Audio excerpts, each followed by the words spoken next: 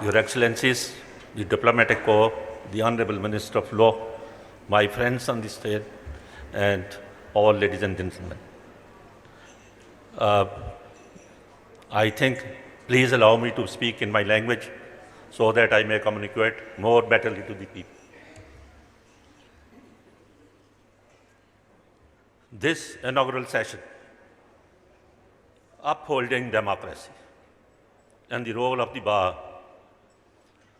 तो मैं ये कहूँगा कि डेमोक्रेसी क्या है। पहली बात तो यह भी हमें देखने की है कि जमहूरियत क्या है। क्या महज मुंतखब हुकूमत इलेक्शन के तहत कायम होने वाली अपने को जमहूरी हुकूमत कह सकती है? इलेक्शंस तो अब मिलिट्री डिक्टेटर्स ने भी कराए थे, लेकिन जमहूरी हुकूमत का मतलब यह है कि अदलिया आज़ाद हो, इलेक्शंस आज़ाद हों, पार्लियामेंट खुद मुख्तार हो, उसके तहत हुकूमत खुद मुख्तार हो। लेकिन जहाँ और जिस मुल्क में हमारे खुद ऑनरेबल मिनिस्टर्स कहें कि हाइब्रिड रिजिम है, जहाँ प्राइम मिनिस्टर कहें कि पार्टनरशिप है, ये पार्टनरशिप किसके साथ? ये पार्टनरशिप मिलिट्री इस्टेब्लिशमेंट के साथ है। तो फिर डेमोक्रेटिक गवर्नमेंट कहाँ है? सॉवरेंटी कहाँ है? पार्लियामेंट की सॉवरेंटी कहाँ है? हम आसमा जहांगीर की कॉन्फ्रेंस में हैं, आसमा जहांगीर के नाम पर हैं, जहाँ हर वक्त हर स्टेज पर हर कदम पर एजिटेशन है और एजिटेटेड आवाज़, और ऐसी आवाज़ है जो ना सिर्फ पाकिस्तान में बल्कि बैनुल-अक़वामी तौर पर। इसलिए आसमा जहांगीर की कॉन्फ्रेंस में और इस मौजू के साथ कि हम डेमोक्रेसी को अपहोल्ड कैसे करते हैं, इसलिए मैं ये कहने पर मजबूर हुआ हूँ कि भाई पहले ये देखें कि डेमोक्रेसी है, डेमोक्रेसी नहीं है, फंक्शनिंग क्या है, क्या उसके अंदर आज़ाद अदलिया के बगैर कोई डेमोक्रेसी है? और जहाँ पर 26 और 27 अमेंडमेंट्स जो हुई हैं, जहाँ अदलिया की आज़ादी आप ये देखें कि कहाँ कॉम्प्रोमाइज़ हुई है। आपने बहुत ही एहतराम के साथ, मेरे बहुत प्यारे दोस्त हैं हमारे लॉ मिनिस्टर्स, इनके साथ हमने एक अरसे तक साथ काम किया है, लेकिन जहाँ आप कॉन्स्टिट्यूशनल कोर्ट प्राइम मिनिस्टर की मर्जी पर, उनकी डिस्क्रिशन पर chief justice of constitutional court और जजेस उनकी मर्जी से अपॉइंट करें, और आज सूरत हाल ये हो कि जिस मुल्क के अंदर एक हाई कोर्ट के जजेस वो कहें कि हम अंडर प्रेशर्स हैं, ये सारी सूरत हाल हमारे सामने है, हमारे लीगल फ्रैटर्नी के टेके कि किस तरह से जुडिशरी कॉम्प्रोमाइज़ है, किस तरह से अदलिया की आज़ादी पर सवालात हैं। ये हमारे जमहूरियत के साथ मिले हुए सवालात।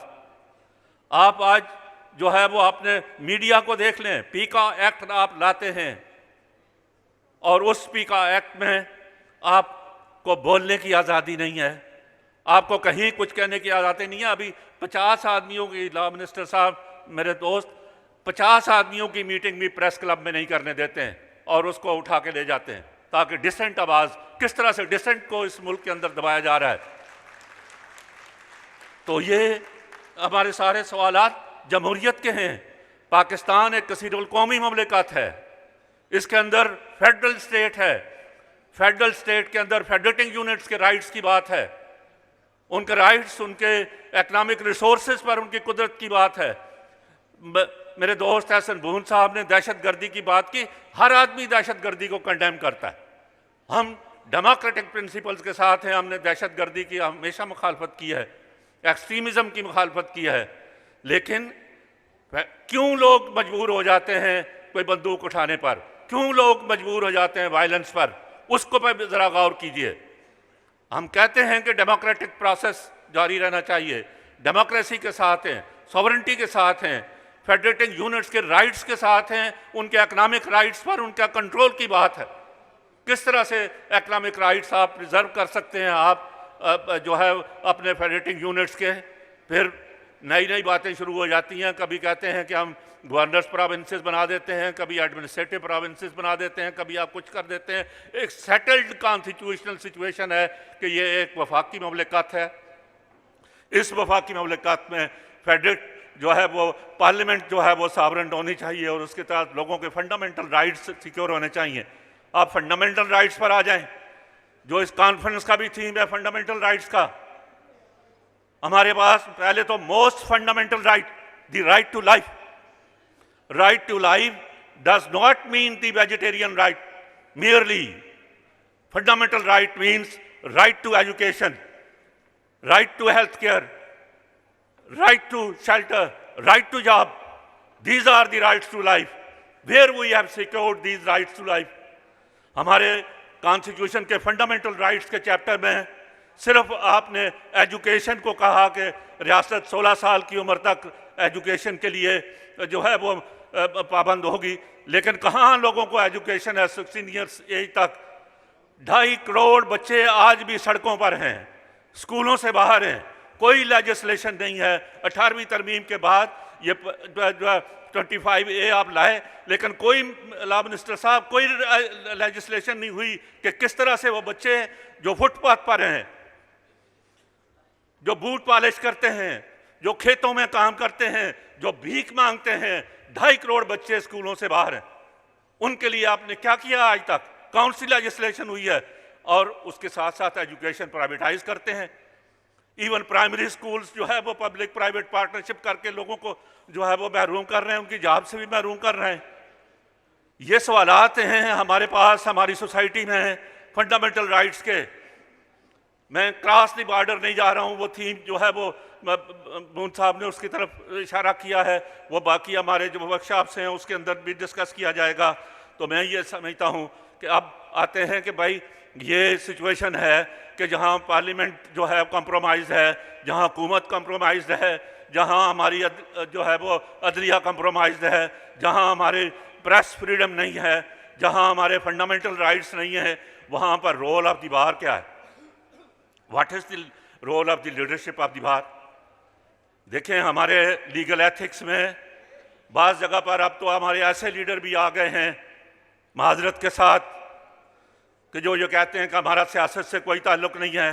भाई everybody is a political person, हर आदमी सियासत करता है, लेकिन कोई सिर्फ अपने पेट की सियासत करता है, कोई अवाम के लिए सियासत करता है, कोई अपनी ज़ात के लिए सियासत करता है। Everybody who is an economy is in politics. जो उसका माइशत में है वो सियासत में है, सियासत से बाहर कोई नहीं है। लेकिन आप उस सियासत के अंदर आप हमारे खासकर प्रोफेशन में आए तो हमारे लीगल एथिक्स में एक है we owe duty to the people of Pakistan. Not only we owe duties to the court, to the clients, but to the people of Pakistan. What is our duty to the people of Pakistan? To educate them about their fundamental rights, to educate them to uphold the Constitution and the constitutional rights, and to uphold the rule of law in the country.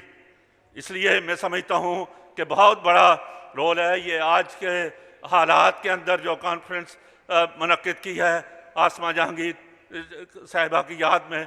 मैं मुबारकबाद उनको देता हूँ कि आज उनको ये सवालात उठाने की हमें मौका दिया है, और ये हमारी बार का प्राइमरी रोल है कि हम इस मुल्क के अंदर कॉन्स्टिट्यूशन को, इस मुल्क के अंदर फंडामेंटल राइट्स को, और ख़ासकर वो फंडामेंटल राइट्स जो राइट टू लाइफ हैं उसको किस तरह से प्रोटेक्ट कर सकते हैं, और किस तरह से एजुकेट कर सकते हैं, और किस तरह के अपनी लीगल कम्युनिटी को और आवाम को मुतहर्रिक कर सकते हैं। बहुत बहुत शुक्रिया।